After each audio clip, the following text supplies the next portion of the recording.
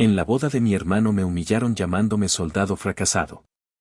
Mi padre y mi hermano palidecieron cuando, una semana después, el jefe de mi padre entró en la sala de juntas y dijo con firmeza: «Buenos días, General Vargas. Si aún no estás suscrito al canal, haz clic en el botón de suscripción y activa la campanita para no perderte ninguna de nuestras historias. Tu apoyo significa todo para nosotros. Si esta historia te parece interesante, déjale un like. También me encantaría saber de qué ciudad eres, déjanos el nombre de tu ciudad en los comentarios. Ahora, empecemos con la historia. El sonido que define el éxito tiene un timbre particular. Es el tintineo agudo y cristalino de dos copas de champán al chocar, un sonido que parece decir: «Lo logramos. Estamos aquí». Esta noche, ese sonido era una sinfonía que me rodeaba, pero yo no era parte de la orquesta. Estaba en el Palacio de Cristal, un salón de eventos tan opulento que su nombre parecía una modesta descripción. Candelabros gigantes, como medusas de cristal congeladas, colgaban de un techo abovedado, derramando una luz dorada sobre 300 personas vestidas con sus mejores mentiras y sus sedas más caras. Era la boda de mi hermano menor, Ricardo, y yo era un extraño en mi propia familia. Mi nombre es Alejandro Vargas, aunque hace mucho que nadie en este círculo me llama así. Para ellos, soy Alex, el hijo mayor, la oveja descarriada, el que eligió un camino diferente. A mis 37 años, he aprendido a vivir con esa etiqueta. Mi traje era oscuro, de corte impecable pero sencillo, un cuervo en un campo de pavos reales. No tenía el brillo satinado de las solapas de mi padre, ni el reloj de edición limitada que segaramente adornaba la muñeca de mi hermano. Mi único accesorio era un anillo de graduación en mi dedo anular derecho, de plata y ónix, con un águila grabada. Era pesado, frío, un ancla que me conectaba a un mundo que ninguno de ellos entendía ni respetaba. La promesa que le hice a mi madre resonaba en mi cabeza con cada nota del cuarteto de jazz que tocaba en una esquina. Por favor, Alex. Es el día de tu hermano. Tienes que estar ahí. Su voz, siempre suave, siempre teñida de una súplica silenciosa, era mi única debilidad. Y por ella estaba aquí, de pie junto a una columna de mármol, observando. Observando a mi padre, Arturo Vargas, el titán de Omniatech, moverse por la sala como un rey en su corte, su risa era un estruendo calculado que atraía a la gente hacia él. Observando a Ricardo, mi hermano, radiante en su smoking, con su nueva esposa, Elena, colgando de su brazo. Parecían la pareja perfecta esculpida en marfil y éxito. Una parte de mí, una parte ingenua y terca que me negaba a matar, había albergado una pequeña esperanza. La esperanza de que esta vez, en un día tan significativo, algo sería diferente. Que tal vez verían más allá del uniforme que no llevaba puesto, que verían al hijo, al hermano. La esperanza murió rápidamente. Una joven con el uniforme del hotel se me acercó, su sonrisa profesional pero sus ojos curiosos. «¿Su nombre, señor?» «Alejandro Vargas», respondí. Ella recorrió la lista en su tableta, sus cejas frunciéndose ligeramente. «Ah, sí. Aquí está. Mesa 17». Su dedo señaló hacia el rincón más alejado del salón, una siberia de manteles blancos junto a la puerta de servicio. La mesa de los parientes lejanos, los compromisos de negocios de bajo nivel, los olvidados. «Gracias», dije, y mi voz sonó hueca en mis propios oídos. Caminé hacia mi exilio designado. Cada paso se sentía pesado. Sentí las miradas, los codazos discretos. Eran miradas que me desnudaban, no de mi ropa, sino de mi valor. Me veían y no veían a un hombre, veían una decepción. El hijo mayor de Arturo Vargas, el que podría haberlo tenido todo y eligió esto. Lo que sea que esto significara para ellos. La mesa 17 estaba escasamente poblada. Un par de primos segundos que apenas recordaba y un gerente de nivel medio de la empresa de mi padre, cuya sonrisa forzada se desvaneció tan pronto como me senté. La conversación, que había sido sobre acciones y bienes raíces, se detuvo bruscamente. Un silencio incómodo se instaló, roto solo por el murmullo distante de la fiesta principal. Me serví un vaso de agua. El líquido estaba frío, pero no tanto como el vacío que se instalaba en mi pecho. Desde mi puesto de observación, tenía una vista perfecta del escenario principal. Mi familia. Eran un cuadro de poder y perfección. Mi padre levantó su copa, iniciando un brindis. Su voz, amplificada por los altavoces, llenó cada rincón del salón. Habló del brillante futuro de Ricardo, de su inteligencia para los negocios, de cómo estaba llevando a Omniatech a nuevas alturas. Cada palabra era un ladrillo más en el muro que nos separaba. Yo no existía en su narrativa. Era un personaje borrado, una nota a pie de página en la gloriosa historia de la familia Vargas. Y en ese momento, rodeado de lujo y celebración, nunca me había sentido más invisible, más solo. La sinfonía del éxito seguía sonando, pero para mí, era solo ruido. El murmullo a mi alrededor era un veneno de combustión lenta. No eran gritos, sino susurros, que son infinitamente más crueles. Ese es el hermano mayor, escuché a una mujer con un collar de perlas demasiado ostentoso decirle a su acompañante. ¡Qué desperdicio! Con la mente que tiene, y míralo. Jugando a los soldaditos. Su acompañante, un hombre con el rostro enrojecido por el vino, asintió con aire de suficiencia. Arturo debe estar desconsolado. Toda una vida construyendo un imperio para que tu primogénito te salga patriota. La palabra patriota fue pronunciada como si fuera una enfermedad incurable. Fingí no escuchar. Me concentré en las burbujas que subían por mi vaso de agua, pequeñas esferas de nada ascendiendo hacia la superficie. Era una técnica que había perfeccionado a lo largo de los años, la disociación controlada. Mi cuerpo estaba en la mesa 17, pero mi mente estaba a kilómetros de distancia, en lugares donde el respeto no se medía por el saldo de una cuenta bancaria. El señor Ramírez, uno de los vicepresidentes de Omniatech y el principal adulador de mi padre, pasó junto a mi mesa. Se detuvo un instante, me miró de arriba abajo, y una sonrisa condescendiente se dibujó en sus labios. Alex, qué sorpresa verte. Te dieron permiso para salir del cuartel, dijo, lo suficientemente alto para que los demás en la mesa lo oyeran. No esperó una respuesta. Soltó una risita y siguió su camino, dejando tras de sí una estela de humillación. Busqué un rostro amigo en el mar de extraños. Mis ojos encontraron a mi tío Carlos, el hermano menor de mi madre. Era profesor de historia en una escuela secundaria pública, un hombre de suéteres gastados y una sabiduría tranquila. Estaba sentado en otra mesa periférica, la de los parientes sin importancia. Nuestras miradas se cruzaron por encima de las cabezas de los demás. No sonrió, pero me ofreció un discreto y lento asentimiento. Era un gesto pequeño, casi imperceptible, pero para mí fue un salvavidas. Significaba, te veo. Sé quién eres. No estás loco. El recuerdo me golpeó sin previo aviso, tan vívido que casi pude oler la hierba mojada y la tierra húmeda. Tenía 14 años. Mi padre me había llevado a las afueras de la ciudad, a un terreno que acababa de comprar para construir una nueva planta. Nos detuvimos frente a un viejo edificio de ladrillos, con las ventanas rotas y las paredes cubiertas de grafitis. ¿Ves eso, Alex?, me dijo, su voz era grave, seria. Ese era el taller de mi primer competidor. Un buen hombre.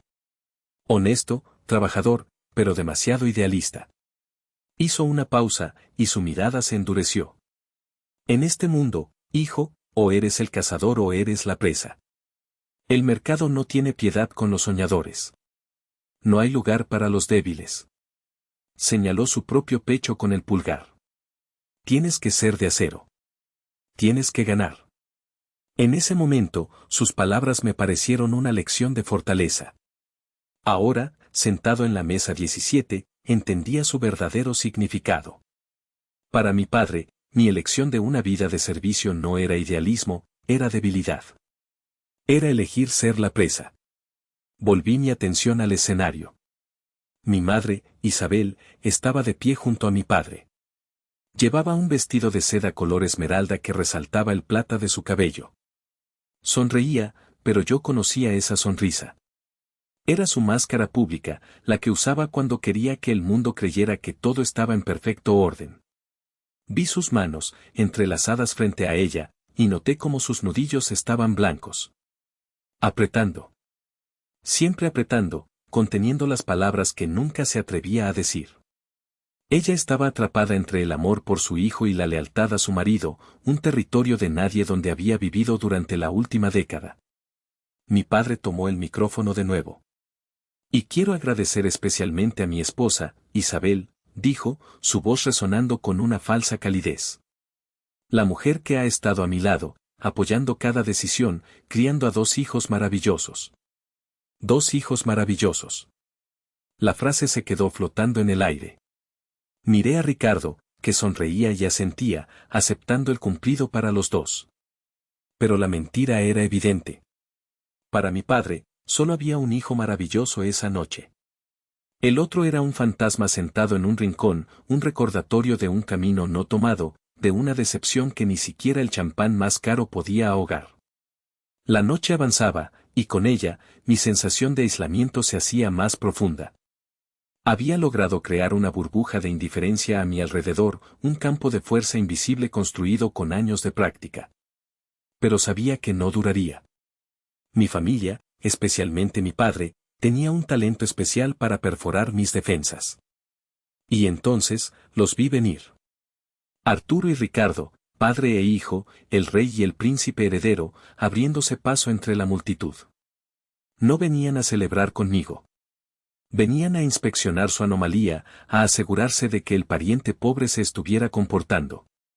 Hijo, dijo mi padre cuando llegaron a la mesa. La palabra sonó extraña, como un título honorífico que se viera forzado a usar. No se sentó.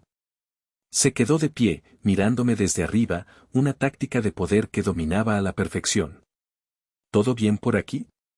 ¿Te están tratando bien? Todo perfecto, papá, respondí, mi voz más neutra de lo que me sentía. Me alegro, dijo, aunque su tono decía lo contrario. Sus ojos recorrieron mi traje con una mirada rápida y despectiva. ¿Cómo va ese trabajo estable, tuyo? ¿Sigues puliendo botas o ya te ascendieron a limpiar los baños? Ricardo, a su lado, soltó una risita. Era una risa que conocía bien, la que usaba desde niño cuando quería la aprobación de nuestro padre. Vamos, papá, no seas tan duro. Alguien tiene que hacer el trabajo sucio para que el país duerma tranquilo. Luego se giró hacia mí, su sonrisa era una mezcla de burla y falsa camaradería. ¿Viste el pastel, hermano? Es una obra de arte. Trajeron al chef pastelero desde París. Hizo una pausa dramática. Probablemente tu sueldo de un año entero no pagaría ni la base de merengue, ¿eh? El golpe fue directo, preciso, diseñado para herir. El gerente de la mesa soltó una risa nerviosa, buscando la aprobación del jefe. Sentí como la sangre me subía a la cara, un calor furioso que luché por contener. Mi mano, debajo de la mesa, se cerró en un puño tan apretado que sentí mis uñas clavándose en la palma. Quería levantarme. Quería decirles lo que realmente hacía. Quería borrarles esas sonrisas arrogantes de sus rostros con la verdad. Pero, ¿qué sentido tenía? No me creerían. Y aunque lo hicieran, no lo entenderían. Mi mundo de códigos encriptados, de amenazas silenciosas en la red, de decisiones que afectaban la seguridad de millones, era un idioma que ellos no hablaban. Su único idioma era el dinero. Así que me tragué la rabia. Relajé mi puño, milímetro a milímetro. Levanté la vista y los miré. Es un pastel impresionante, Ricky. Felicidades. A Elena le debe encantar. Mi respuesta tranquila los descolocó por un segundo. Esperaban una reacción, una discusión, una justificación. No les di nada. Mi calma era mi única arma, mi único escudo. Mi padre frunció el ceño, insatisfecho. Bueno, te dejamos con tu agua mineral. Nosotros tenemos gente importante que atender. Dio media vuelta y se fue, con Ricardo pisándole los talones como un perro faldero. Me quedé solo de nuevo, el eco de sus palabras resonando en el silencio. El dolor ya no era un pinchazo, era una herida abierta. Me levanté de la mesa, mi silla haciendo un ruido sordo contra el suelo. Necesitaba aire. Salí del salón y me dirigí a un pequeño bar en el vestíbulo del hotel. Estaba casi vacío. Me senté en la barra y pedí un whisky solo. No suelo beber cuando estoy de servicio, ni siquiera cuando estoy de permiso, pero esa noche necesitaba algo que quemara más que la bilis en mi garganta. Un hombre de negocios, probablemente un huésped del hotel, se sentó a mi lado. ¿Celebrando la boda?, preguntó amistosamente. Asentí, sin ganas de hablar. ¿Y usted a qué se dedica?, insistió. La pregunta me pilló desprevenido. La verdad era demasiado complicada, demasiado peligrosa. La mentira era un refugio fácil. Trabajo para el gobierno, dije, mi voz ronca. Ah, un burócrata, dijo él, perdiendo el interés al instante. Se giró y empezó a mirar su teléfono. Y ahí estaba. El resumen de mi existencia. Para mi familia, era un soldado fracasado. Para el mundo, un burócrata anónimo. La verdad sobre quién era, sobre lo que hacía, era un secreto que me estaba aislando, construyendo un muro a mi alrededor ladrillo a ladrillo. Bebí el whisky de un trago. El líquido me quemó el esófago, un dolor físico y bienvenido que por un instante silenció el dolor del alma. Sabía que no podía seguir así. Algo tenía que cambiar. Y estaba empezando a sospechar que el catalizador de ese cambio estaba a solo unos días de distancia. Conducir hacia la casa de mis padres se sentía como viajar en el tiempo, pero a una versión de la historia en la que yo me había convertido en un personaje secundario y mal escrito. La mansión se alzaba al final de una calle privada en la zona más exclusiva de Guadalajara, un monumento de piedra blanca y cristal ahumado dedicado al éxito de Arturo Vargas. Recuerdo cuando la compraron, justo después de que Omniatex saliera a bolsa. Yo tenía 19 años y acababa de ingresar en la academia militar. Para ellos, la casa era un símbolo de llegada. Para mí, fue el principio de la distancia. Dejé mi coche de alquiler, un sedán discreto, junto al porche de mi padre y el Mercedes de Ricardo. 3 coches, 3 mundos. Entré por la puerta principal, un portal de madera maciza que se abrió con un silencio solemne. El vestíbulo era vasto y frío, con un suelo de mármol que reflejaba la luz como un espejo oscuro. Y entonces, lo vi. El muro. Lo llamaban la galería familiar, pero en realidad era el santuario de los logros de Arturo y Ricardo. Colgadas con una precisión milimétrica, había una docena de fotografías enmarcadas en plata. Arturo en la portada de la revista Forbes con el titular, El titán que conquistó el silicio. Ricardo, con toga y birrete, recibiendo su MBA de una prestigiosa universidad estadounidense. Padre e hijo en un campo de golf con un senador. Padre e hijo cortando la cinta de una nueva filial en Asia. Busqué mi rostro. Mis ojos recorrieron cada marco, cada sonrisa congelada en el tiempo. No había nada. Ni una sola foto mía. Ni de mi graduación en la academia, donde me gradué con los más altos honores. Ni del día en que me ascendieron a capitán. Ni siquiera una foto casual de alguna de mis raras visitas. Era como si hubieran decidido borrar sistemáticamente cualquier evidencia de mi existencia, de mi camino. El recuerdo me asaltó, tan claro como el mármol bajo mis pies. Hacía unos 5 años, después de una operación especialmente exitosa y peligrosa en el extranjero, me habían concedido una medalla al mérito. Fue una ceremonia discreta, pero significativa. Le envié a mi madre una foto por correo electrónico. Yo, de pie, en mi uniforme de gala, mientras un general de 4 estrellas me prendía la medalla en el pecho. Felicidades, mi vida, me respondió ella en un escueto mensaje. Cuídate mucho. La foto nunca apareció en el muro. Supongo que un uniforme militar no combinaba con la estética del éxito corporativo. Mi mirada se desvió hacia una pequeña mesa auxiliar en un rincón oscuro del vestíbulo. Allí, casi escondido detrás de una lámpara de diseño, había un único marco de fotos pequeño y polvoriento. Me acerqué. Era una foto de nosotros 4, de hacía casi 30 años. Estábamos en un parque, en un día de campo. Yo tendría unos 10 años, Ricardo apenas 6. Mi padre me rodeaba con un brazo, y su sonrisa era genuina, sin el peso del imperio que construiría después. Mi madre sostenía la mano de Ricardo, y su rostro estaba relajado, lleno de una alegría sencilla. Éramos una familia. Toqué el cristal frío del marco. ¿En qué momento se había roto todo? ¿En qué momento dejé de ser el hijo del que estaba orgulloso para convertirme en una fuente de vergüenza? La memoria me ofreció otra pieza del rompecabezas. Tenía 8 años, Ricardo 4. Él había pasado toda la tarde construyendo un castillo de Lego, una estructura colorida y caótica. Estaba inmensamente orgulloso. Corrió a enseñárselo a nuestro padre. Y mira, papá, mi castillo. Mi padre le dio una palmadita en la cabeza. Muy bien, campeón. Entonces, yo, que había estado observando, tomé unas cuantas piezas sueltas y, en menos de 5 minutos, construí un puente levadizo funcional para su castillo, con un pequeño mecanismo de engranajes que había ideado. Papá, mira esto, exclamé.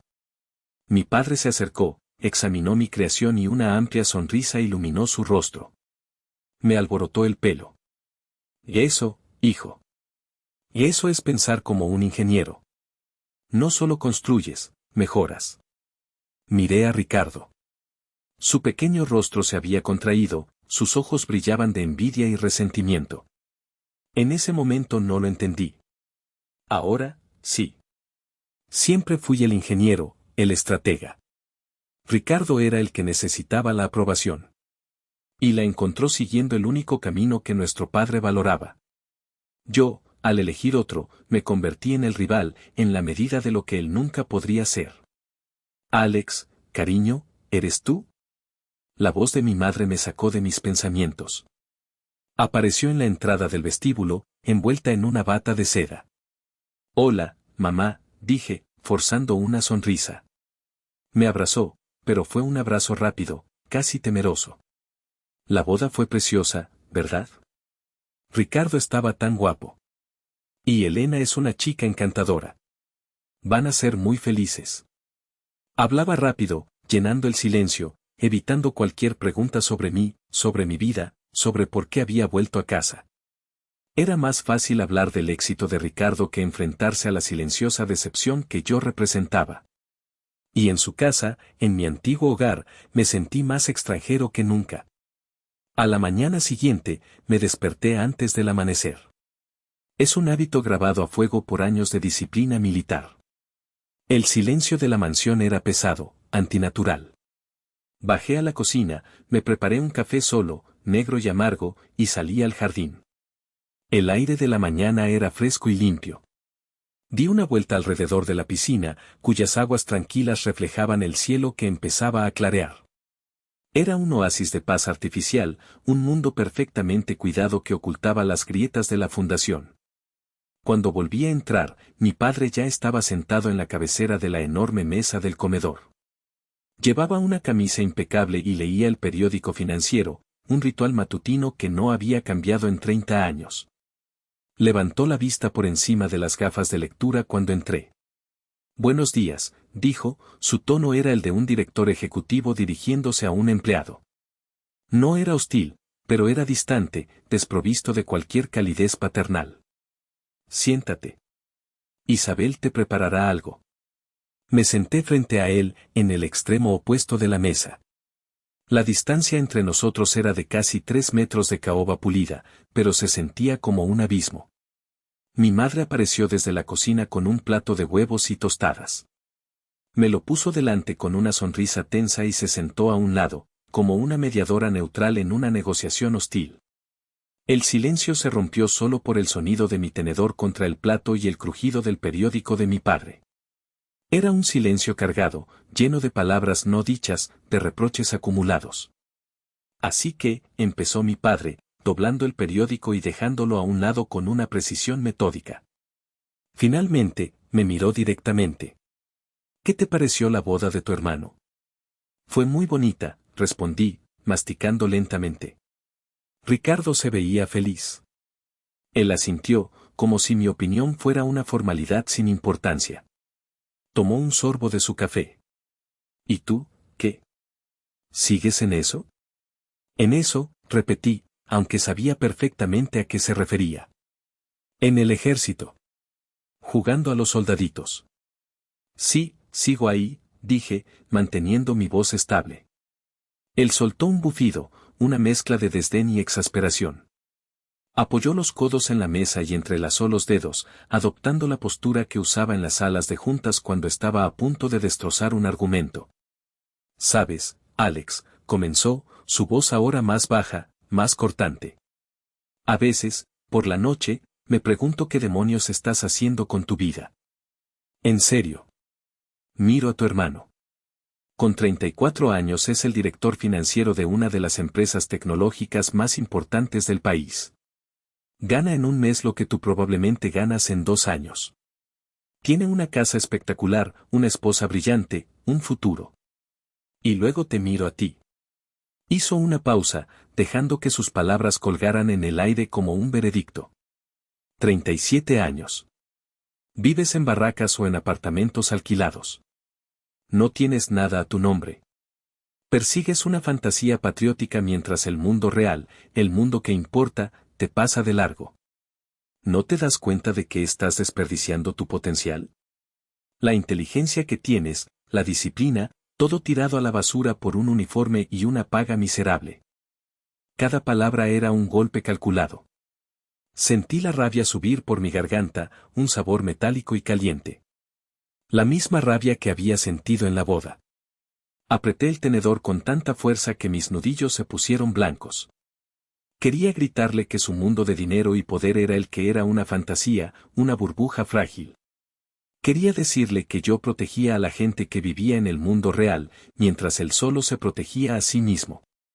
«Me gusta mi trabajo, papá», fue todo lo que logré decir, mi voz tensa como una cuerda de guitarra. «¿Trabajo?», se burló él, soltando una carcajada seca y sin alegría. «Eso no es un trabajo, Alejandro. Es un hobby caro y peligroso.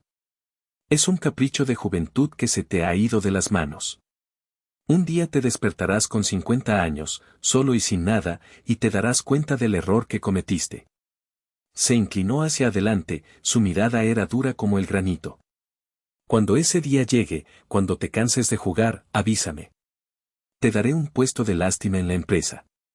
Algo en logística, quizás. Para que empieces de nuevo. Arturo, ya basta». La voz de mi madre fue un susurro agudo, pero firme. «Es su vida. Es su elección». Mi padre la fulminó con la mirada. «Tú no lo entiendes, Isabel. Él podría ser un rey, y ha elegido ser un peón. Es una ofensa.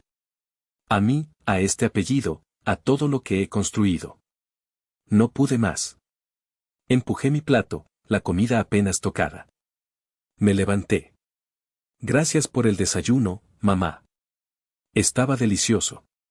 Ignoré a mi padre. No le di la satisfacción de verme herido o enfadado. Caminé hacia la puerta, sintiendo su mirada clavada en mi espalda, una mirada cargada de decepción y, quizás, de algo que se parecía al odio. El odio que se siente por aquello que no se puede controlar. Necesitaba salir de esa casa. El aire estaba viciado de juicios y expectativas rotas. Decidí hacer algo que no estaba seguro si era una buena idea o un acto de masoquismo, visitar a Ricardo en su oficina. Quizás, en un terreno neutral, lejos de la influencia directa de nuestro padre, podría encontrar un vestigio del hermano que una vez tuve. Quería felicitarlo adecuadamente, sin la tensión de la fiesta. El edificio de Omniatech era una aguja de cristal y acero que perforaba el cielo de la ciudad, un templo moderno dedicado al dios del capital. El vestíbulo era minimalista y blanco, con un logo de la empresa tan grande como un coche. La recepcionista, una joven que parecía sacada de una revista de moda, me miró con una mezcla de curiosidad y desdén cuando dije que venía a ver a Ricardo Vargas. Mi nombre, sin el respaldo de un título corporativo, no significaba nada aquí. El ascensor me subió 40 pisos en un silencio vertiginoso. Las puertas se abrieron a un espacio de oficinas de planta abierta, lleno de gente joven y ambiciosa tecleando furiosamente en sus ordenadores. La oficina de Ricardo, por supuesto, era una esquina con paredes de cristal, ofreciendo una vista panorámica de la ciudad que se extendía a sus pies como un mapa de su dominio. Estaba sentado detrás de un escritorio de diseño que parecía más una escultura que un mueble. Vestía un traje gris hecho a medida que probablemente costaba más que mi coche de alquiler. Estaba tan absorto en una gráfica en su pantalla que no notó mi presencia hasta que su secretaria me anunció. Will, dijo, levantándose. Su sorpresa era genuina. ¿Qué haces aquí? Me tendió la mano por encima del escritorio. El apretón fue firme, pero frío, el apretón de manos que se da a un socio de negocios, no a un hermano. Estaba por la zona. Quería pasar a felicitarte de nuevo. La boda fue espectacular, dije, sentándome en una de las sillas de diseño frente a él. Eran incómodas, pensadas más para impresionar que para ofrecer confort. Ricardo se reclinó en su sillón de cuero, una sonrisa de suficiencia dibujada en su rostro. Gracias. Fue un año de planificación. Costó una fortuna, pero valió la pena. Hay que mantener las apariencias, ya sabes. Sus ojos me escanearon, de la misma manera que lo había hecho mi padre, evaluando mi ropa, mi postura. ¿Y tú? ¿Sigues con el rollo de héroe? La misma pregunta. El mismo tono condescendiente. Asentí lentamente. Sí, Ricky. Sigo en eso. Él se rió, pero no había alegría en su risa. Era el sonido de la superioridad. Eres único, de verdad. Papá tiene razón. Podrías estar aquí, en una oficina como esta. Podrías tener todo esto. Hizo un gesto amplio con la mano, abarcando la vista, la oficina, el imperio. Pero eliges, eso. ¿Por qué? ¿Te gusta la adrenalina? ¿El uniforme te hace sentir importante? Miré a mi hermano pequeño, al niño con el que había construido fuertes de almohadas y compartido secretos bajo las sábanas. Ese niño había desaparecido, reemplazado por este hombre que me miraba con una mezcla de lástima y desconcierto. Me gusta lo que hago. Creo en ello, respondí, mi voz tranquila. Él se encogió de hombros, como si mi respuesta fuera una tontería infantil. Como quieras, hermano. Pero déjame darte un consejo del mundo real. Se inclinó hacia adelante, su voz bajó a un tono conspirador. Este mundo, el que de verdad importa, funciona con dinero y poder. Dos cosas que nunca tendrás en el ejército. Te da para vivir, supongo, pero nunca te dará una vida de verdad. Se reclinó de nuevo, satisfecho con su propio discurso. Mira, si alguna vez cambias de opinión, si te cansas de recibir órdenes y quieres empezar a darlas, dímelo. En serio. Puedo conseguirte un puesto. Nada glamuroso, claro. Empezarías desde abajo, en el departamento de envíos o algo así. Pero sería un comienzo. Una forma de empezar de cero, por los viejos tiempos. La oferta, envuelta en una falsa generosidad, fue la ofensa definitiva. No era el desprecio abierto de mi padre. Era algo peor, era la piedad.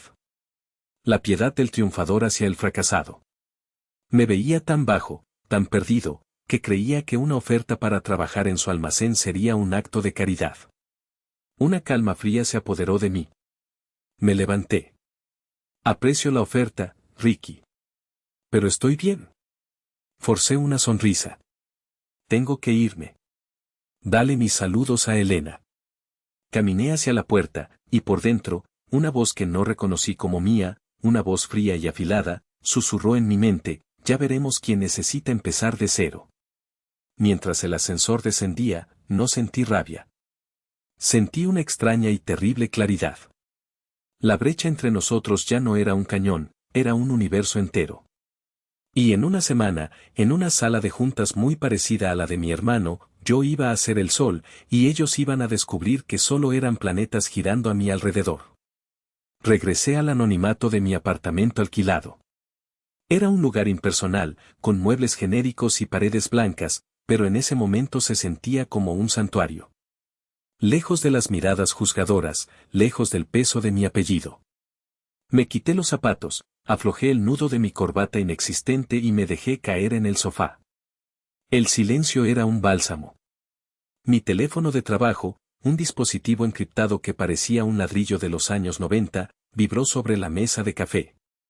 Era un número seguro, uno que reconocí al instante. Contesté. General Vargas al habla. Mi voz cambió automáticamente, adquiriendo el tono de mando que usaba en mi otro mundo. Mi general, buenas tardes. Soy el sargento Morales. La voz de Morales era grave y respetuosa, cada sílaba pronunciada con una claridad militar. El sargento era mi mano derecha, un suboficial con 20 años de experiencia, más inteligente que la mayoría de los coroneles que conocía y leal hasta la médula. El simple sonido de su voz, la forma en que pronunció mi general, fue como un trago de agua fresca en el desierto. Era el sonido del respeto ganado, no heredado. Sargento. ¿Alguna novedad?, pregunté, poniéndome en modo de trabajo al instante. Sí, señor. Tenemos el informe preliminar de inteligencia financiera sobre el proyecto Solaris, tal como lo solicitó.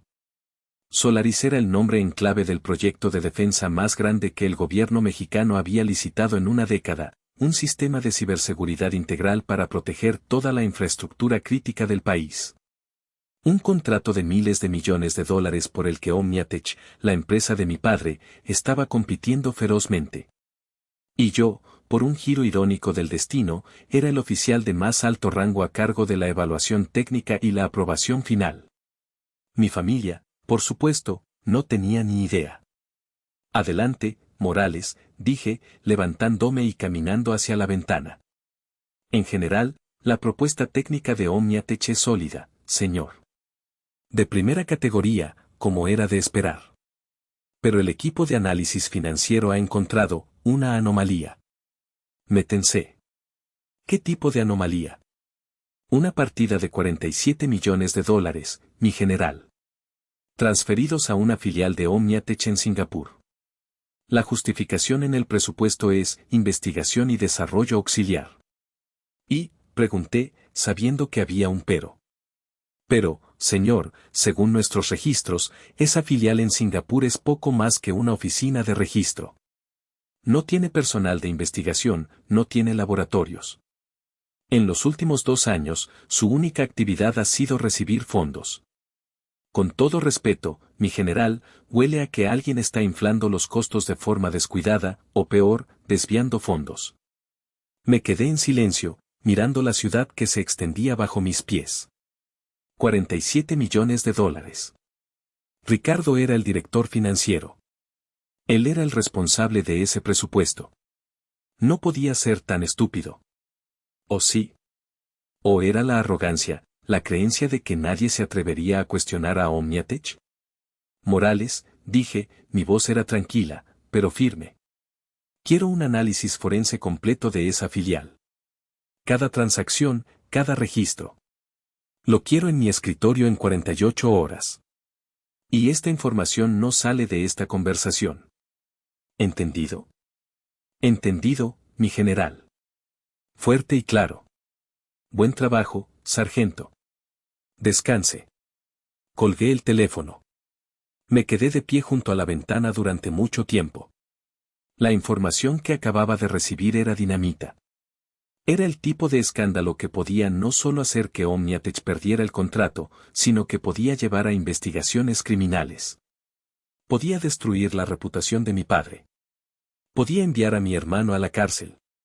Tenía un arma en mis manos. Un arma nuclear. Y por un instante oscuro y vergonzoso, sentí la tentación de usarla. La tentación de caminar hacia esa sala de juntas y detonarla, de ver sus rostros arrogantes desmoronarse en polvo. Pero la sensación pasó tan rápido como llegó. La reemplazó el peso helado de la responsabilidad. No era un vengador. Era un soldado. Y mi deber no era destruir a mi familia. Mi deber era proteger a mi país. Y eso incluía asegurarme de que el proyecto Solaris fuera impecable, tanto técnica como financieramente. El arma no era para la venganza. Era para la verdad. La noche antes de la reunión fue larga y sin sueños. El sueño me eludía, reemplazado por una corriente subterránea de adrenalina y una claridad mental casi dolorosa. El apartamento alquilado se sentía como una celda de monje, un espacio austero para la contemplación antes del juicio. No era un juicio a mi familia. Era un juicio a mí mismo. Me levanté de la cama y encendí mi ordenador portátil. Abrí una carpeta antigua, una que rara vez visitaba. Era mi archivo de fantasmas. Contenía los correos electrónicos sin respuesta, las invitaciones rechazadas, los ecos de una década de silencio. Ahí estaba. El correo electrónico que envié a mis padres con el asunto, ceremonia de ascenso a mayor. La respuesta de mi madre, qué bien, hijo. Lástima que tengamos la gala anual de la empresa ese mismo día. Mucha suerte. Mi padre no respondió. Otro. La invitación formal para la entrega de mi medalla de la OTAN en Bruselas. Una de las condecoraciones más altas por inteligencia cibernética. Les ofrecí billetes de avión en primera clase. La respuesta de la secretaria de mi padre, el señor Vargas, lamenta informarle que su agenda le impide viajar en esas fechas. ¿Y las fotos? La que le envié a mi madre de mi equipo después de neutralizar una amenaza que podría haber paralizado la red eléctrica del país. Qué valientes se ven tus amigos, cariño, respondió ella. Ese de la izquierda se parece a tu primo Javier. Ni una palabra sobre mí. Cerré el portátil con un movimiento brusco. No buscaba avivar el fuego de mi resentimiento. Buscaba una respuesta. ¿Por qué? ¿Por qué esta ceguera voluntaria? Y entonces, lo entendí. No era que no vieran. Era que no querían ver. Mi éxito, en mi campo, era un juicio implícito al de ellos. Mi camino, basado en el deber y el mérito, era un espejo que reflejaba la vacuidad de su mundo de apariencias y nepotismo. Era más fácil para ellos etiquetarme como un fracaso que cuestionar la validez de su propio éxito. Me acerqué a la ventana. La ciudad dormía bajo un manto de luces anaranjadas. En unas pocas horas, entraría en el corazón de su imperio. Tenía dos opciones. Podía entrar como un hijo herido, blandiendo sus errores como un arma para hacerles daño. O podía entrar como el general Vargas, un oficial cuyo único interés era la misión. La elección era clara. Dolorosa, pero clara. No iba a la reunión para ganar una pelea familiar. Esa batalla se perdió hace mucho tiempo. Iba para cumplir con mi deber. Iba a ser el hombre que mi padre, en sus mejores días, me había enseñado a ser, un hombre de integridad. Aunque él hubiera olvidado el significado de esa palabra. Me di la vuelta y miré la maleta que yacía abierta sobre la cama. Dentro, cuidadosamente doblado en una funda de plástico, estaba mi uniforme de gala. Mañana, por primera vez, mi familia no vería a Alex, el hijo pródigo. Verían al general. Y tendrían que enfrentarse a la verdad. No a mi verdad. A la suya. El amanecer del día de la reunión llegó con una luz gris y acerada que se filtró por las persianas del apartamento. No había dormido, pero no me sentía cansado. Me sentía, afilado. Cada sentido estaba alerta, cada pensamiento era claro y preciso. Era la misma sensación que tenía antes de una operación importante, una calma fría que precedía a la tormenta. Me di una ducha larga y caliente, dejando que el agua se llevara los últimos vestigios de duda o resentimiento. Hoy no había lugar para el Alex herido. Solo había espacio para el general Vargas. Abrí la funda de plástico que contenía mi uniforme de gala. El tejido de lana azul oscuro se sentía pesado y sustancial en mis manos. No era solo ropa. Era una década de mi vida tejida en hilos. Era el peso de las noches sin dormir, de las decisiones de vida o muerte tomadas en salas sin ventanas, del conocimiento de secretos que harían que el mundo dejara de girar. Comencé el ritual de vestirme, un proceso metódico y casi ceremonial. Primero, los pantalones, con su raya perfecta. Luego, la camisa blanca, almidonada hasta quedar rígida. El nudo de la corbata negra, apretado y simétrico. Y finalmente, la chaqueta. Al ponérmela, sentí su peso familiar sobre mis hombros. Era el peso de la responsabilidad. Miré la hilera de medallas y cintas prendidas sobre el bolsillo izquierdo. Cada una era una historia, un capítulo de mi vida que mi familia había ignorado. Estaba la medalla al mérito por la Operación Guardián Silencioso, donde desmantelamos una red de ciberterrorismo antes de que pudieran atacar. Estaba la cinta de la OTAN, por haber creado un protocolo de defensa que ahora usaban una docena de países aliados. Estaba la insignia de mi unidad, un grupo de élite cuyos miembros eran fantasmas en el sistema, los mejores de los mejores. Para un extraño, eran solo piezas de metal y tela de colores. Para mí, eran cicatrices de honor. Eran la prueba tangible de que mi vida, la vida que mi padre había llamado una pérdida de tiempo, había tenido un propósito. Luego, me coloqué las insignias de mi rango en los hombros. 2 estrellas plateadas en cada uno. General de brigada.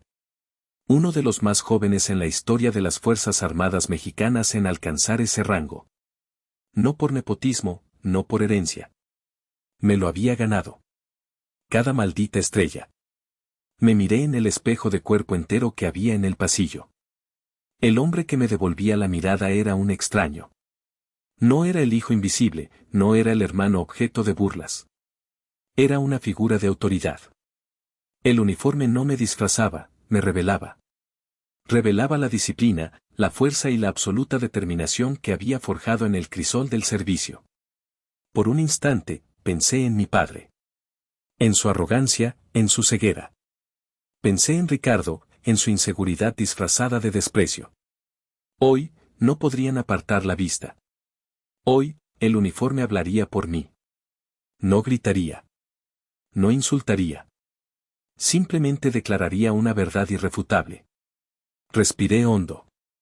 Ajusté la chaqueta. Alicé una arruga inexistente. Estaba listo. No para una batalla contra mi familia, sino para una batalla por mi propia alma, por el derecho a ser visto, finalmente, como el hombre que era. Salí del apartamento y cerré la puerta. El sonido del cerrojo al encajar en su sitio fue definitivo. Era el sonido de un capítulo que se cerraba y otro, mucho más incierto, que estaba a punto de comenzar. El coche oficial, un sedán negro sin insignias, me esperaba en la puerta.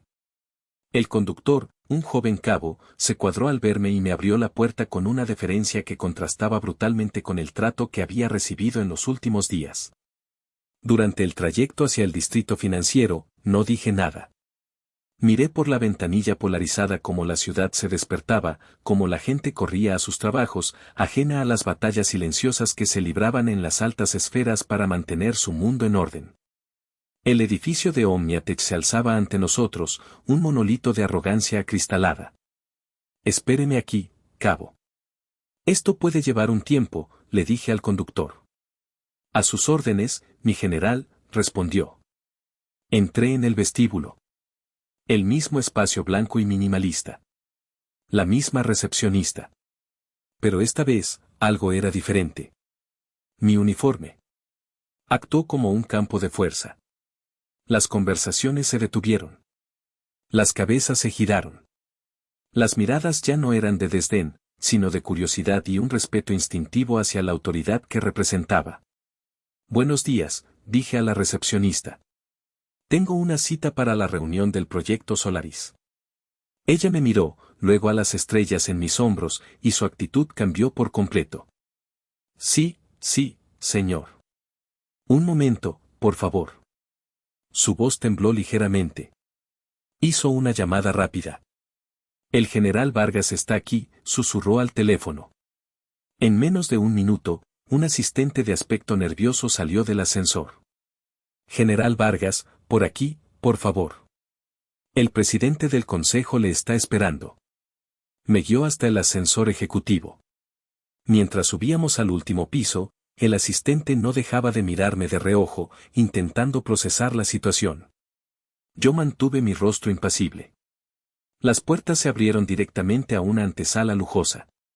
Un hombre alto, de pelo cano y postura erguida, se levantó para recibirme. Era el general retirado de división, Javier Robledo, actual presidente del Consejo de Administración de Omniatech. Robledo había sido mi mentor en la academia, un hombre de una integridad intachable que había dejado el servicio activo para, en sus propias palabras, intentar meter algo de honor en el sector privado. Alejandro, dijo, su rostro iluminándose con una sonrisa genuina. Me dio un cálido abrazo, no un apretón de manos corporativo. Es bueno verte, muchacho. Aunque ese, general, en tu nombre hace que me sienta terriblemente viejo. Javier. Es un honor volver a verte, respondí, sintiendo una oleada de alivio. Había un aliado en la sala. El honor es nuestro. Necesitamos una voz honesta aquí. Pasa, están todos dentro. Me guió hacia unas puertas dobles de caoba. Las abrió, y entré en la sala de juntas. Era una caverna de poder. Una mesa de conferencias tan larga como un yate se extendía por el centro. Las paredes de cristal ofrecían una vista de 180 grados de la ciudad. Y alrededor de la mesa estaban sentados los titanes. Ejecutivos, abogados, ingenieros, y en el centro, mi padre y mi hermano. Mi entrada provocó una onda de choque silenciosa. Vi a mi padre levantar la vista de sus papeles, fruncir el ceño, y luego mirar a Ricardo con una expresión de ¿qué diablos hace este aquí? Ricardo me miró fijamente, su boca se abrió ligeramente en una mueca de pura incredulidad y molestia. Los otros miembros de la junta me miraron con curiosidad, asumiendo que yo era algún tipo de enlace militar de bajo nivel. El general Robledo caminó con paso firme hasta la cabecera de la mesa. Yo lo seguí. Señores, tomen asiento, por favor, dijo Robledo, su voz de comandante llenando la sala. Todos se acomodaron, excepto yo. Robledo me indicó la silla a su derecha, la silla de honor, la del invitado más importante. Me senté lentamente, sintiendo todas las miradas clavadas en mí. Vi a mi padre inclinarse para susurrarle algo a su abogado. Vi a Ricardo teclear furiosamente en su tableta, probablemente buscando mi nombre en el organigrama del gobierno. Robledo esperó a que el silencio fuera total. Luego, carraspeó y comenzó. Buenos días a todos. Estamos aquí para discutir la fase final de la propuesta del proyecto Solaris. Como saben, este no es un contrato cualquiera. Es una cuestión de seguridad nacional. Y por ello, el gobierno ha enviado a su máximo responsable en la materia para supervisar esta reunión y tomar la decisión final sobre la viabilidad técnica y estratégica. Hizo una pausa, dejando que la expectación creciera. Mi padre y mi hermano lo miraban con atención, esperando que presentara a algún subsecretario o burócrata de alto nivel. Entonces, Robledo se giró hacia mí. Extendió una mano en mi dirección. Señoras y señores, tengo el profundo honor de presentarles al director de Estrategia de Ciberseguridad Nacional del Centro Nacional de Inteligencia. La máxima autoridad decisoria del gobierno en este contrato. El general de brigada, Alejandro Vargas. Si una bomba hubiera explotado en el centro de la mesa, el efecto no habría sido más devastador. El silencio que siguió fue absoluto, denso, pesado.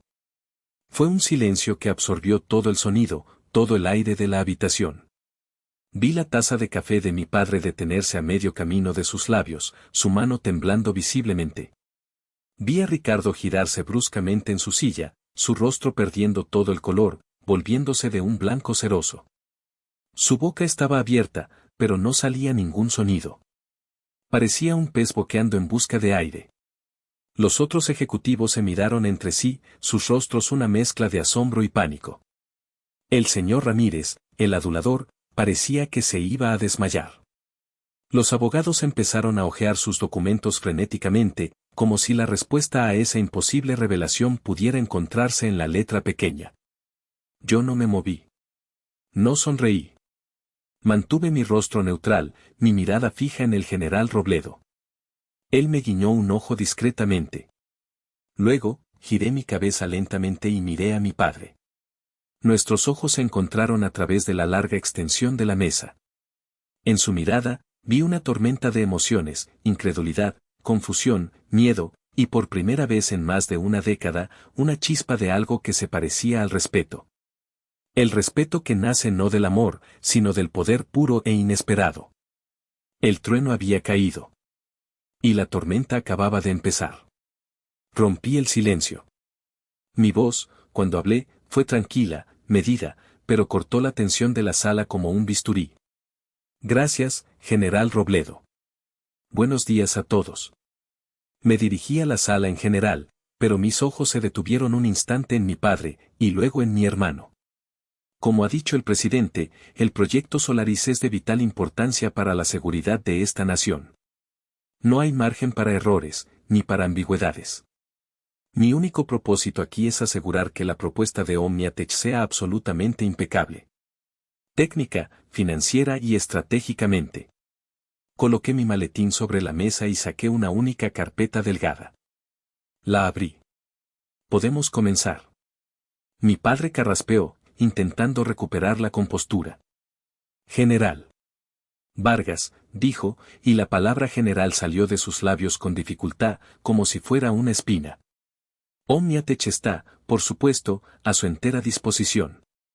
Estamos muy orgullosos de que alguien con su experiencia esté supervisando esto. Era un intento patético de salvar las apariencias, de reclamar algún tipo de conexión conmigo. No funcionó. Ignoré su comentario. Mi mirada se fijó en mi hermano. Señor director financiero, dije, usando su título formal. La frialdad de mi tono hizo que se encogiera ligeramente en su asiento. Comencemos con la estructura de costos. He revisado el presupuesto que presentaron. Es detallado, pero hay una partida que requiere clarificación. Abrí mi carpeta y saqué un único papel. Lo deslicé sobre la mesa. Página 84, apéndice C. Una transferencia de $47 millones a la filial de OmniATech en Singapur, bajo el concepto de investigación y desarrollo auxiliar. Levanté la vista y lo miré directamente a los ojos. ¿Podría, por favor, detallar la naturaleza exacta de esa investigación y por qué era necesario canalizarla a través de esa filial en particular? Ricardo tragó saliva. El color aún no había vuelto a su rostro. Miró a nuestro padre en busca de ayuda, pero Arturo estaba petrificado, su mente cegaramente corriendo a 1000 por hora, intentando recalcular toda su realidad. Sí, general, tartamudeó Ricardo, cogiendo el papel con manos temblorosas. Esa partida corresponde a investigación de vanguardia en algoritmos de encriptación cuántica. Es un campo muy especializado. La filial de Singapur nos da acceso a talento y recursos en el mercado asiático. Era una mentira. Una mala mentira. Y él lo sabía. Dejé que su explicación flotara en el aire durante unos segundos. Luego, saqué otro papel de mi carpeta.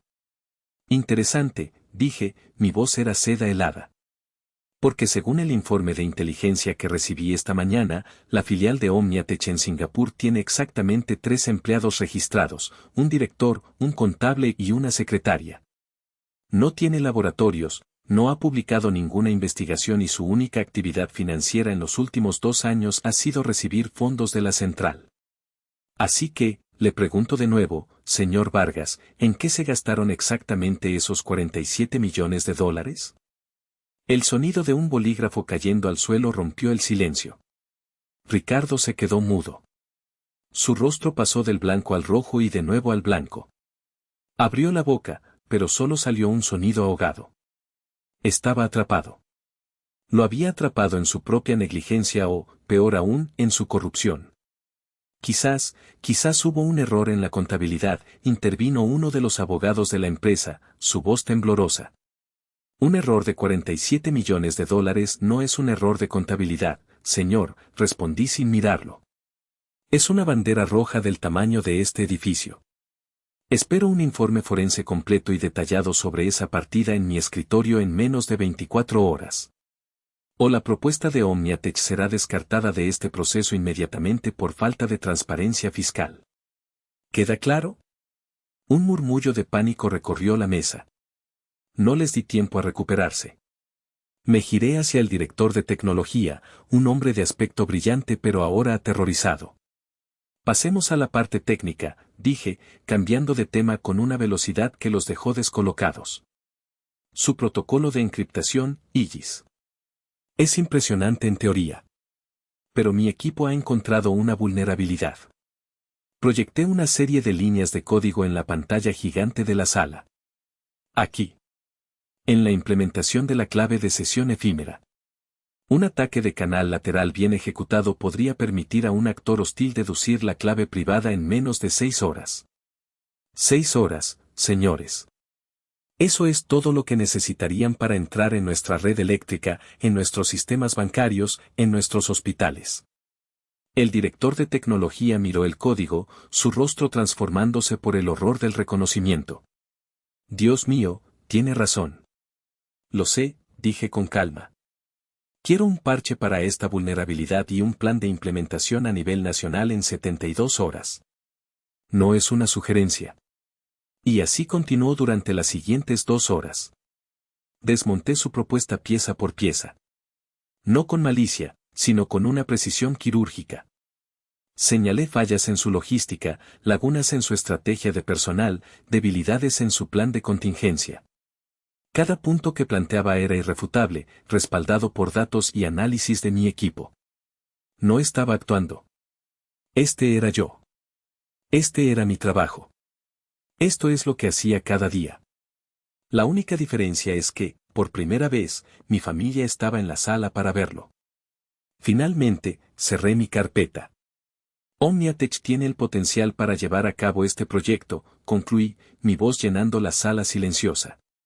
Pero esta propuesta, en su estado actual, es inaceptable. Es vulnerable, está inflada financieramente y es estratégicamente ingenua. Tienen una semana para presentar una versión revisada que aborde cada uno de los puntos que he planteado hoy. Si no lo hacen, recomendaré al gobierno que busque otro proveedor. Gracias por su tiempo, señores. Me levanté.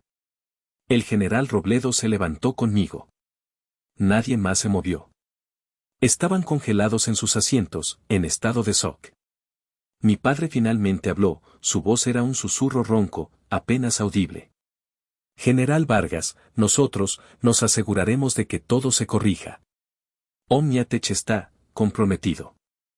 Lo miré por última vez. Su arrogancia se había evaporado. En su lugar, había un hombre viejo y asustado. No espero menos de usted, señor Vargas, dije. Y con eso, me di la vuelta y salí de la sala de juntas, dejando tras de mí los restos humeantes de su imperio de cristal. Salí de la sala de juntas y entré en la antesala, donde el general Robledo ya me esperaba. El silencio que dejé atrás era casi más ruidoso que la discusión. Eso fue, magistral, Alejandro, dijo Robledo, poniendo una mano en mi hombro. Había un brillo de orgullo en sus ojos. Les diste una lección que no olvidarán. Solo hice mi trabajo, Javier, respondí, aunque mi corazón latía con fuerza. A veces, hacer tu trabajo es la lección más dura de todas, replicó él. Luego, su expresión se suavizó. Tu familia está en mi oficina privada. Quieren hablar contigo. Creo que deberías ir. Asentí, aunque cada fibra de mi ser quería subirse al coche y desaparecer. Sabía que esta confrontación era inevitable. Era el epílogo necesario para el drama que acababa de desarrollarse. La oficina de Robledo era un santuario de buen gusto y poder silencioso. Paneles de madera oscura, estanterías llenas de libros, y una vista impresionante de la ciudad. Y allí estaban ellos, los 3 pilares de mi antigua vida, ahora reducidos a escombros emocionales. Mi padre estaba de pie junto a la ventana, dándome la espalda, su postura rígida y derrotada.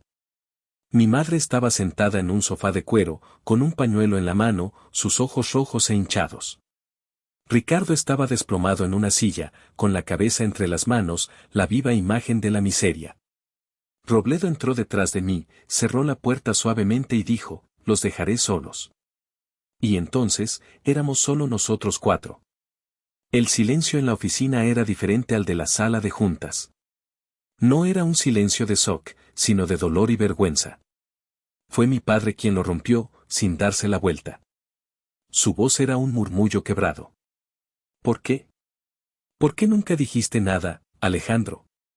La pregunta era tan absurda, tan llena de una ceguera autoimpuesta, que por un momento no supe qué responder. Que no dije nada, repetí, mi voz tranquila pero cargada con el peso de una década. Te lo dije, papá. Te lo dije cada vez que te envié una invitación a una ceremonia de ascenso y no viniste. Te lo dije cuando te envié un correo sobre la operación Guardián Silencioso y tu secretaria me respondió que, el señor Vargas está muy ocupado. Te lo dije con cada foto que envié, con cada intento de compartir mi vida que fue ignorado o menospreciado. Me acerqué a mi madre. Te lo dije a ti, mamá, cada vez que te llamaba y desviabas la conversación hacia los logros de Ricardo. Cada vez que te pedía que colgaras una foto y nunca lo hacías. Mi madre sollozó, un sonido desgarrador. Perdóname, hijo, susurró entre lágrimas. Yo no lo sabía. Pensé que era solo, un trabajo de oficina en el ejército. No entendía lo que hacías, la importancia que tenía. Perdóname. Su dolor era genuino, pero llegaba 10 años tarde. Finalmente, miré a Ricardo. Levantó la cabeza, sus ojos estaban llenos de una miseria que nunca le había visto. Fui un imbécil, Alex, dijo, su voz ronca. Un imbécil arrogante y celoso. Te menosprecié porque no podía soportar que fueras mejor que yo en algo que no fuera el negocio de papá. Lo que dije en la boda, lo que te ofrecí en mi oficina. Dios, lo siento tanto. Escuché sus disculpas. Las escuché de verdad. Pero eran solo palabras. Palabras que intentaban reparar una estructura que se había derrumbado por completo. Asentí lentamente. No dije está bien. No dije los perdono. Porque no estaba bien. Y no estaba seguro de poder perdonarlos. No todavía. Me di la vuelta y caminé hacia la puerta. ¿A dónde vas?, preguntó mi padre, girándose por fin. Su rostro estaba surcado de arrugas que no había visto antes. Parecía haber envejecido 10 años en 2 horas. A mi vida, respondí simplemente. La que elegí. La que ustedes nunca se molestaron en ver. Abrí la puerta y salí, dejando atrás el silencio de su arrepentimiento. No sentí triunfo. Solo un vacío inmenso y agotador. La batalla había terminado, pero la guerra interna, estaba lejos de acabar. Los días que siguieron a la reunión fueron extrañamente silenciosos. Cumplí con mi deber, enviando el informe oficial que detallaba las deficiencias de la propuesta de Omniatech y el plazo de 1 semana para su corrección. No hubo llamadas, ni mensajes. Era como si la familia Vargas hubiera entrado en un estado de hibernación, procesando el cataclismo. 3 días después, recibí un correo electrónico. El remitente era Ricardo. El asunto era una sola palabra, café. Lo abrí con una mezcla de aprensión y curiosidad. El mensaje era corto y directo. Alex.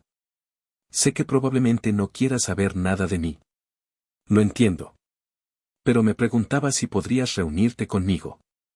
No como el general Vargas y el director de Omniatech. Solo como hermanos. En el viejo café, El Rincón, como cuando éramos niños. Si no quieres, lo entenderé. Ricky. Me quedé mirando el mensaje durante mucho tiempo. El Rincón era nuestro santuario de la infancia, un pequeño café de barrio donde gastábamos nuestra paga en batidos y patatas fritas, hablando de coches, de chicas y de sueños absurdos. La elección del lugar era deliberada. Era una oferta de paz, una bandera blanca. Una parte de mí quería borrar el correo y no mirar atrás. Pero otra parte, la parte que recordaba al niño que compartía sus secretos conmigo, sintió una punzada de algo que se parecía a la esperanza. Respondí con 2 palabras, mañana a las 4. Llegué al café al día siguiente. Vestía vaqueros y una camiseta, sin rastro del uniforme. Quería que viera a Alex, no al general. Él ya estaba allí, sentado en nuestra antigua mesa del rincón. Cuando me vio, se levantó. No había arrogancia en su postura, solo una vulnerabilidad que nunca le había visto. Gracias por venir, dijo en voz baja. Nos sentamos. El silencio fue incómodo al principio. Pedimos 2 cafés. Fue él quien lo rompió. He estado trabajando día y noche en la propuesta, dijo, sin mirarme, removiendo su café. Tú tenías razón en todo. La vulnerabilidad del código, la chapuza financiera. Fui un incompetente. Un arrogante. Finalmente, levantó la vista, y sus ojos estaban llenos de una sinceridad dolorosa. Pero no se trata de eso. Se trata de nosotros. Durante años, te he tratado como a un enemigo, como a un fracasado. Y la verdad es, que te tenía envidia. Siempre fuiste más listo, más fuerte, más seguro de ti mismo. Elegiste tu propio camino, mientras que yo solo seguí el que papá me marcó. Menospreciarte era la única forma que tenía de sentirme mejor conmigo mismo. Escuché cada palabra. Y por primera vez, no sentí rabia, sino una profunda tristeza por él, por los años que había perdido en esa prisión de inseguridad. Yo también me cerré, Ricky, admití, y la confesión me sorprendió a mí mismo. Dejé que el resentimiento construyera un muro. Él asintió. Lo sé. Y teníamos algo bueno, ¿sabes? Antes de todo esto. Sí, dije. Lo teníamos. Nos quedamos en silencio de nuevo, pero esta vez era un silencio diferente. Era un silencio de entendimiento. No arreglamos una década de dolor en una tarde. Pero pusimos la primera piedra, frágil y pequeña, de un nuevo puente. Y por primera vez en mucho tiempo, cuando miré a mi hermano, no vi a un rival. Vi a un hombre que, como yo, solo intentaba encontrar su lugar en el mundo. Una semana después de nuestra conversación en el café, Omniatech presentó su propuesta revisada. Era impecable. Habían corregido cada fallo, justificado cada centavo. Era el trabajo de una empresa que había recibido el susto de su vida. Aprobé el contrato. No por favoritismo, sino porque ahora, finalmente, cumplía con los estándares. Mi trabajo en Guadalajara había terminado. Estaba a punto de volver a mi base cuando recibí un correo electrónico reenviado por el general Robledo. El remitente original era mi padre, Arturo Vargas. El destinatario, todo el personal de Omniatech. El asunto era, sobre la integridad y el orgullo. Con el corazón en un puño, lo abrí. Estimado equipo de Omniatech. Quiero compartir con ustedes una lección personal que he aprendido recientemente. Durante años, he medido el éxito en términos de crecimiento, de beneficios, de cuota de mercado. Y en ese proceso, cometí un grave error de juicio. No supe ver el éxito cuando lo tenía delante, en mi propia familia. Como algunos de ustedes ya saben, el supervisor gubernamental del proyecto Solaris es mi hijo mayor, el general Alejandro Vargas. Durante una década, yo, en mi arrogancia, consideré su carrera en las Fuerzas Armadas como una elección menor, una desviación del camino correcto. Estaba equivocado. Profundamente equivocado. He sido testigo de su profesionalidad, su brillantez estratégica y, sobre todo, de su inquebrantable integridad. Él antepuso la seguridad de su país a los lazos familiares, y al hacerlo, nos obligó a ser mejores. Nos enseñó una lección sobre lo que realmente significa la excelencia. Estoy inmensamente orgulloso de él. No solo como padre, sino como ciudadano. Espero que todos en Omniatech aprendamos de esto. La verdadera integridad no es negociable. Atentamente, Arturo Vargas. Leí el correo 3 veces. Mis ojos se nublaron. No era una disculpa privada. Era una confesión pública. Un acto de humildad que nunca creí que mi padre fuera capaz de realizar. Mi teléfono sonó. Era él. ¿Recibiste el correo?, preguntó, su voz sonaba diferente, más ligera.